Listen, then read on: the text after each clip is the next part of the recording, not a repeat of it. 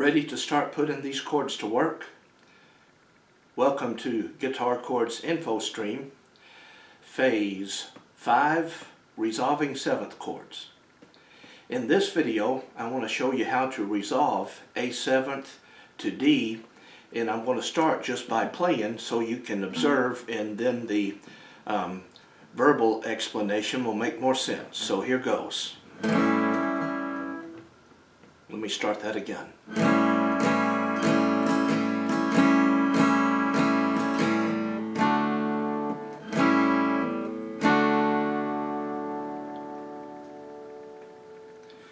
Okay, so what I really did is I strummed the A7th chord that you learned back in Phase 2, and I did it 2 measures in 4/4 time, doing an upstroke just whenever the spirit moved me. I don't really remember which beats I put the upstroke on. So A7 for 2 measures in 4/4 time.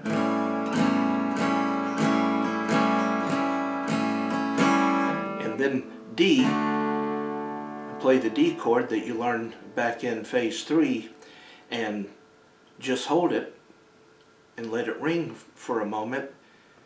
And then at the end I tack on a little cadence. That would just be strumming the A7th chord 1 time and letting it ring, and then the D chord and end there.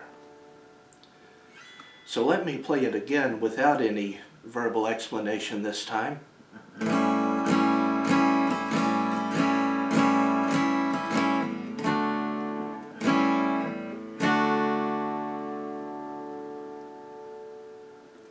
So essentially it's 2 measures of A7th, and then just let the D chord ring, and then the little cadence, A7, let it ring, and D, let it ring. The reason I'm adding a cadence here is because what we're doing by resolving these 7th chords the way we're doing here in this video, it's really like turning the TV on and catching a TV show in the middle of it. You don't really know how it started, you just know that it's well, it's theoretically interesting enough for us to watch. Let's pretend it is. But anyway, even though we missed the first part of it, it can still hold our interest and we have a good ending. So that's why we want to be sure to have a good ending, and that's the purpose of the cadence, to help the little exercise end gracefully. Of course, what would a good TV show be without a good ending? So since we start in the middle, we want to give it a good ending. Normally, anytime you would resolve A7th to D like this, something else would have gone on beforehand. The piece of music would have started earlier. But at this point, we're just learning chords and training fingers. So I'm just doing what I can to sort of help things, make things more interesting for you. I would love to have made it more fun all along, but the problem is if you make it fun and easy, you're not really learning anything and you won't end up anywhere. But this part 5 here, I'm going to show you some things that hopefully will be a little bit more fun to do and give you something constructive to do with these chords, even though we're not actually playing a complete piece of music yet. But don't worry, that'll come with time.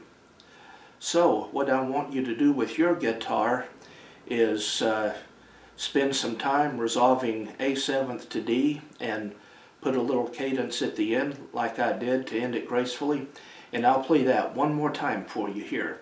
So here's 2 measures of A7th in 4/4 time, doing an upstroke whenever the spirit moves me, then hold the D chord, and then an A7th and D cadence at the end.